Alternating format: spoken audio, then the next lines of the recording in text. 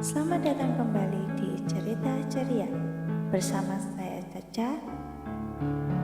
Kali ini saya akan melanjutkan bab dari cerita yang kemarin, yaitu Hargai Diri Sendiri dan Berhentilah Tersakiti, karya Eun Jung.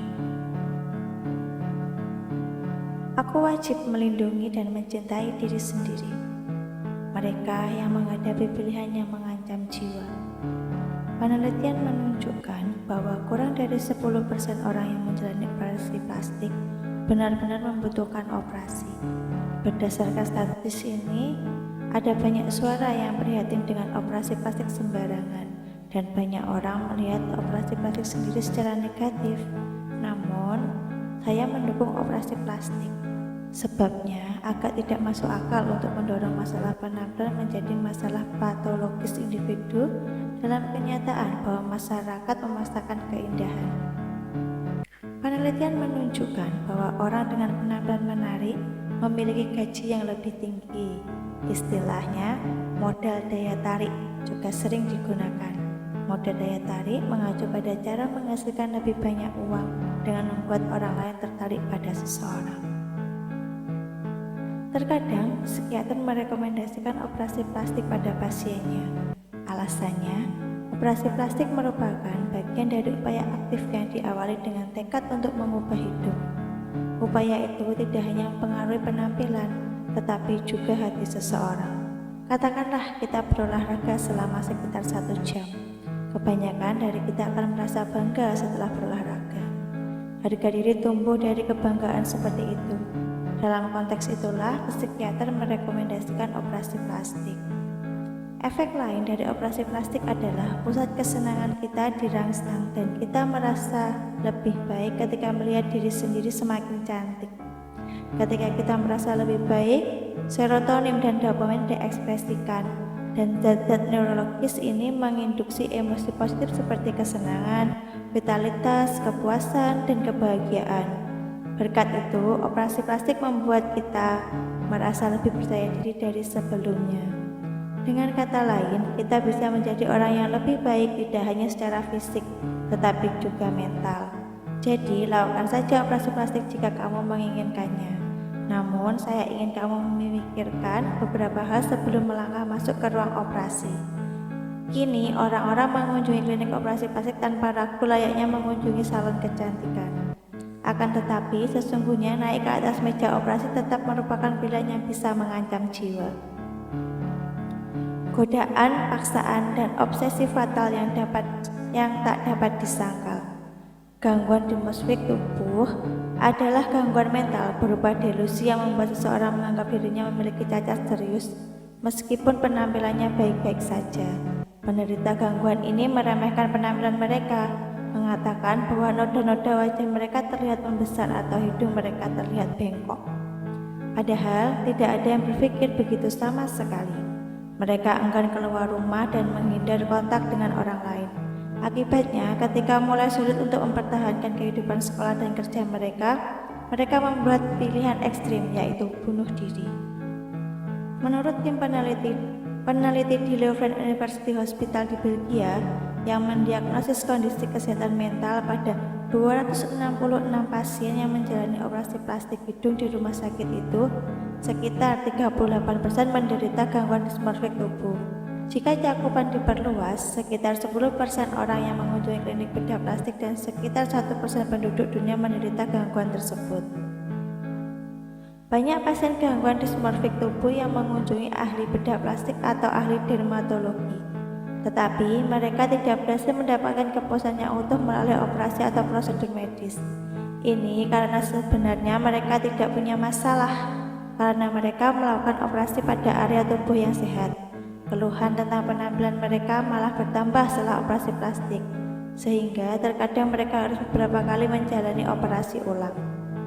Jika kamu berpikir untuk melakukan apapun demi operasi plastik, seperti terlalu sering bercermin atau sering mengunjungi situs operasi plastik dan mencari informasi, kamu perlu curiga bahwa kamu mengidap gangguan dismorfik tubuh. Hal-hal yang perlu kamu hadapi agar sedikit terbebas. Wanita bisa menginginkan operasi plastik pada usia berapapun, alasannya dangkal adalah perubahan penampilan. Tetapi jika melihat lebih dalam, apa yang sebenarnya ingin mereka ubah adalah hidupnya. Mengubah hidup berarti dua hal, entah bergerak menuju masa depan yang lebih baik daripada saat ini, atau benar-benar terputus dari masa lalu. Dalam kerangka besar, keduanya adalah tindakan atas keinginan untuk mengubah kehidupan sekarang. Namun, biasanya wanita yang lebih ingin mengubah masa lalu dibandingkan masa depan memiliki ekspektasi yang lebih tinggi pada operasi plastik. Operasi plastik tidak secara ajaib mengubah hidupmu. Ketika seseorang yang menginginkan operasi plastik untuk menghapus masa lalu datang kepada saya akan berkata seperti ini: melakukan operasi plastik itu baik, tetapi naiklah ke meja operasi dengan hati yang penuh kasih bahkan bagi masa lalu yang menyakitimu. Pasti ada saat yang menyakitkan, tetapi ada juga saat yang bahagia. Jika kamu mengakui kenyataan itu, kamu bisa bahagia meski menjalani operasi plastik. Kecantikan terbentuk sepanjang hidup bukan dengan operasi plastik.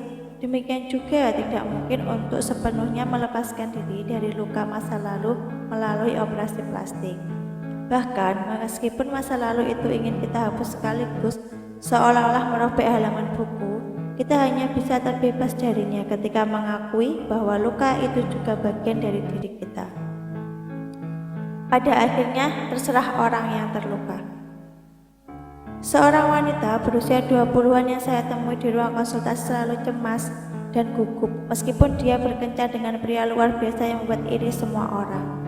Dia berpikir jika pacarnya tahu tentang operasi plastik yang dilakukannya, pacarnya akan meninggalkannya.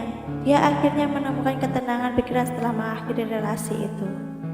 Ada juga wanita yang mengaku takut dengan relasi interpersonal karena mereka semua orang ditemuinya setelah operasi kelopak mata ganda seakan-akan hanya menatap matanya. Padahal kelopak mata ganda itu sangat alami dan cantik, sehingga orang tidak akan menyadarinya kecuali dia membicarakannya. Setiap kali dia bertemu orang baru, dia memikirkan apakah dia harus memberitahu tentang operasi plastik atau tidak. Operasi plastik itu sendiri bisa menyakitkan. Terlepas dari hasilnya, banyak wanita yang malah terluka harga dirinya karena menjalani operasi plastik. Hei, kamu jadi sangat cantik. Apakah kamu pasang kelopak mata ganda? Katanya, pria akan tahu ketika mereka menyentuhnya. Pacarmu tidak mengatakan apa-apa, bahkan jika dia menyentuh dadamu. Setelah operasi plastik, orang-orang di sekitarmu dapat mengatakannya secara tidak sengaja. Jika menurutmu kata-kata ini akan menyebabkan luka yang dalam, sebaiknya hindari operasi plastik. Ada yang mengatakan bahwa seorang wanita yang menjalani operasi plastik pasti memiliki masa lalu yang ingin dia sembunyikan. Tidak perlu mengatakan, "Aku melakukan operasi plastik," ketika tidak ada yang bertanya. Tetapi tidak perlu berpura-pura tidak melakukannya. Ketika seseorang bertanya, "Apakah kamu melakukan operasi plastik?" kamu dapat menjawab "ya" tanpa ragu-ragu. Tidak masalah apakah kamu benar melakukannya atau tidak. Bagi orang seperti itu, fakta bahwa dia menjalani operasi plastik dan harga diri telah beradu sehingga hatinya tidak akan menderita.